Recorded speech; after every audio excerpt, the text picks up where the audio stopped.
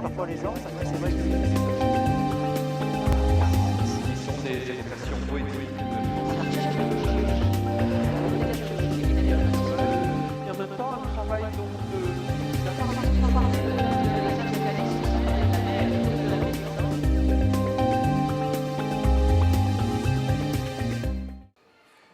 Mesdames, Messieurs, bonjour et bienvenue à la Villa Masséna pour la visite de cette exposition Jazz in Nice, 70 ans d'amour du jazz.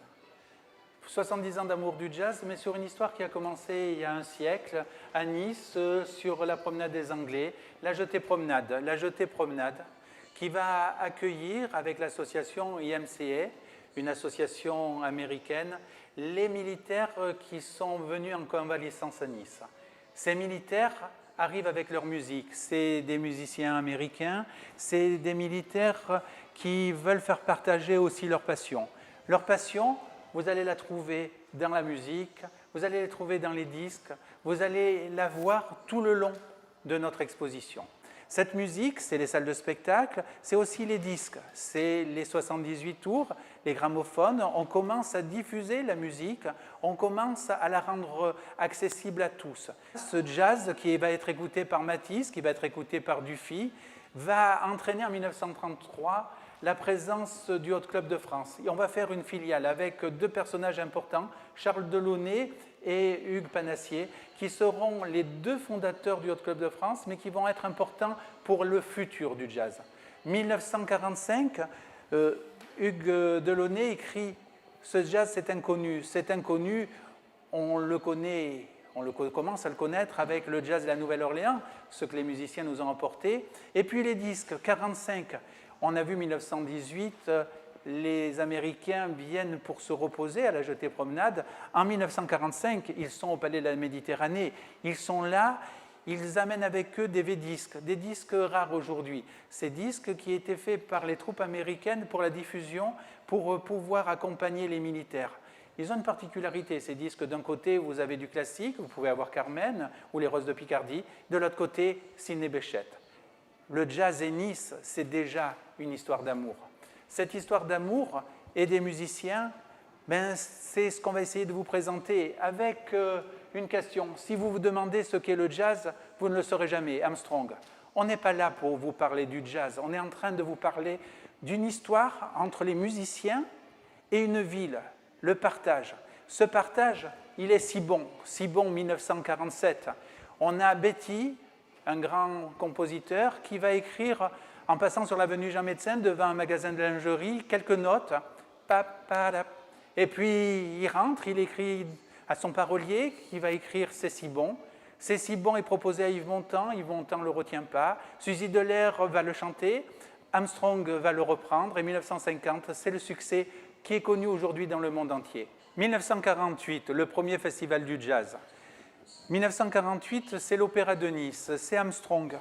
Armstrong et cette musique qui va être diffusée dans une salle classique. On déroule le tapis rouge à Armstrong dans le cadre du carnaval. Ce festival est soutenu par le président de la République. C'est un festival important. Le président de la République va prêter la Constellation, qui est l'avion présidentiel, pour que les musiciens américains viennent à Nice. Des personnalités aussi sont présentes. Yves Montand, qui va remettre un vase de Sèvres qui est offert par le président de la République lors de la soirée. C'est un concert qui va être radiodiffusé en Europe grâce à la radiodiffusion française. On est chez des particuliers qui aiment le classique, on est à la radio, et puis on entend le jazz. Ce jazz qui, Raoul Dufy dessine Debussy, mais qui va être repris par les classiques. Debussy va intégrer le ragtime dans la musique. Ce jazz va être reconnu en 1961 et Armstrong revient à Nice. Il revient à Nice pour recevoir le Disco Ball, le titre donné par l'Académie du jazz. Il va venir et vous l'entendez, il est présent dans l'atelier de Moretti avec une œuvre que vous retrouverez dans l'exposition, avec De Panassier qui est présent et qui va poser un certain nombre de questions traduites par Jacques Médecin, qui à l'époque n'est pas encore maire, mais qui était traducteur sur cette opération. Alors, les musiciens niçois prennent le jazz, se l'accaparent, le diffusent, vont les diffuser dans les hôtels, vont le diffuser dans les bars, dans les sous-sols du Félix Faure aujourd'hui. Ils vont faire tel qu'on le voit ici sur des automates de 1920 qui viennent du MUSEM et qui sont aujourd'hui présentés au Musée national des automates de Souillac. Ils viennent jouer et faire partager leur musique. Ces pièces que vous voyez ici sont importantes parce que ce sont des trésors et de véritables trésors. En 1920, dans les grands magasins, le Galeries Lafayette ou le Printemps ont décoré avec des automates. Il en existe 4 sociétés. La Société des Camps va réaliser les automates de jazz. Ce jazz, c'est des personnalités connues nationalement, internationalement ou localement, mais on en a recensé plus de 300. Ils sont là, ils font partie de notre histoire. Et puis, les noms les plus connus, comme Barney Willem, avec la bande de son d'Ascenseur pour l'échafaud, qu'il va réaliser avec Miles Davis. Et puis, la famille Ceccarelli, de père en fils, qui font partager leur envie et leur passion du jazz, cette passion qui va se rencontrer tout le long de notre histoire, mais dès 1971, avec le retour du festival au Théâtre de Verdure. 1971, le retour du festival à Nice, avec un moment important, Ella Fitzgerald au Théâtre de Verdure. Armstrong meurt le 6 juillet 1971. Ella Fitzgerald et Armstrong sont très proches. Ici, vous avez la photo de Guy Lequérec, un grand photographe qui a eu la victoire d'honneur du jazz 2017, qui démontre ce rapport entre Ella Fitzgerald et Armstrong pour cette soirée importante d'hommage. On est en 1973. À la Villa Masséna, Jacques Médecin, George Wein, le maire de la Nouvelle-Orléans, on se rencontre pour signer la grande parade du jazz. On va lancer à Nice un festival aussi important que celui de Newport. On va vouloir marquer d'ailleurs ce moment par une inauguration importante, l'inauguration du buste réalisé par Meyer d'Armstrong en présence de la princesse Grace et de Lucille Armstrong, sa femme. C'est un élément important pour bien marquer la présence de ce jazz traditionnel. Le jazz va arriver sous les oliviers, c'est 1974, c'est la grande parade du jazz. Sur la grande parade, on a 3 scènes. La scène de danse, Matisse, avec ce jazz qui se danse, puisque dès 1918, on danse le jazz.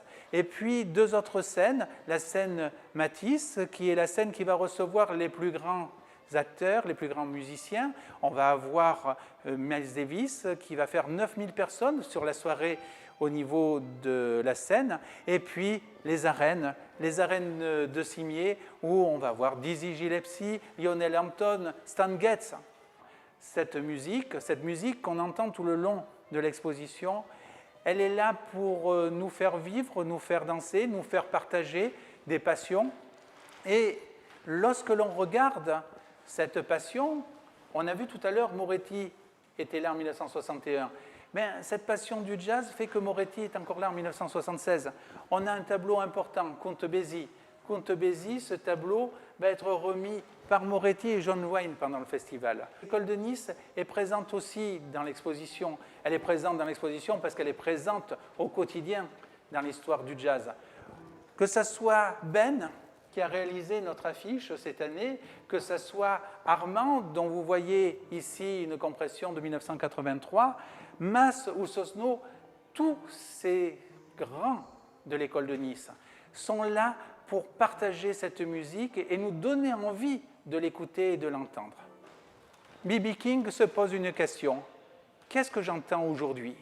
On entend du jazz, mais on entend aussi les musiques sœurs. Des musiques qui ont pris le tempo du jazz, les rythmes du jazz, qui ont une couleur jazz, mais qui vont petit à petit transformer le festival, non pas le déranger, lui apporter une autre vision de voir, une autre façon de connaître cette histoire.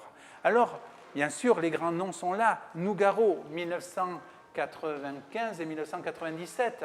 Nougaro, il est à l'aise dans cette ville. Il adore faire le bœuf au restaurant Loubalicou, au niveau du secteur de la place Garibaldi.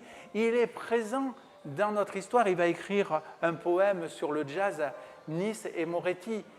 Alors bien sûr, le Festival du Jazz, la Grande Parade, le Nice Jazz Festival va évoluer avec le temps. On est en 97, des grands noms du jazz sont là.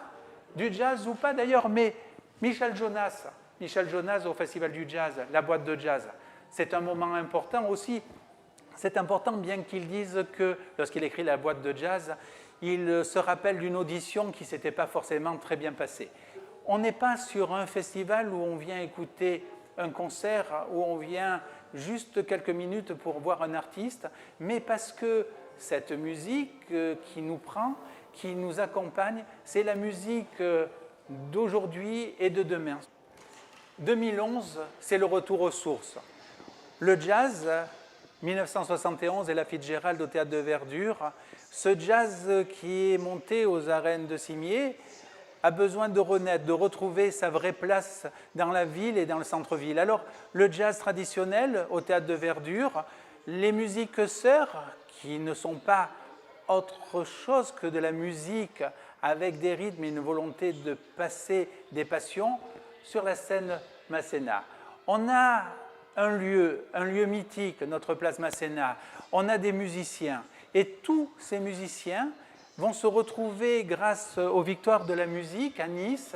Et on va vraiment repartir et reconstruire une nouvelle base de notre histoire. 2018, des artistes qui ont travaillé pour faire l'affiche avec le concours lancé par la municipalité et Robert Roux qui a souhaité que les noms du street art puissent travailler pour que le jazz soit pris par tout le monde, par la collectivité. André Ceccarelli qui nous a prêté pendant quelque temps le trophée fait par Ferrer, qui est le trophée des parrains. Et puis, puisqu'on parle de trophée, puisqu'on parle de l'importance du jazz, Pierre Bertrand. Pierre Bertrand qui joue sur des saxos alto, dont nous avons ici un exemplaire prêté par Selmer, dont celui-ci est un véritable objet d'art, gravé Tribute of the Bird. Ce saxo alto, l'album qu'il va monter va obtenir les victoires de la musique du disque inclassable. Ce disque inclassable, et la victoire est présente dans l'exposition, est fait bien sûr de musique et d'art. L'art et la pochette, c'est Herriot qui va faire une œuvre, Joy, que nous avons la chance de pouvoir présenter. Avec l'INA, nous avons un partenariat qui a fait que de 1948 à 2015, un film est présenté, les grands moments du Nice Jazz Festival. Ce n'est pas un film d'histoire, il n'est bien sûr pas représentatif de l'ensemble des musiciens, on ne pouvait pas être exhaustif, mais grâce à ce film, vous vous remettrez dans l'ambiance, cette ambiance que ce soit au Théâtre de Verdure, que ce soit aux arènes de Cimiez, ou que ce soit aujourd'hui sur la place Masséna, c'est le jazz, c'est cette musique qui est venue chez nous en 1918 et qui n'a jamais quitté le cœur des Niçois et de la Côte d'Azur.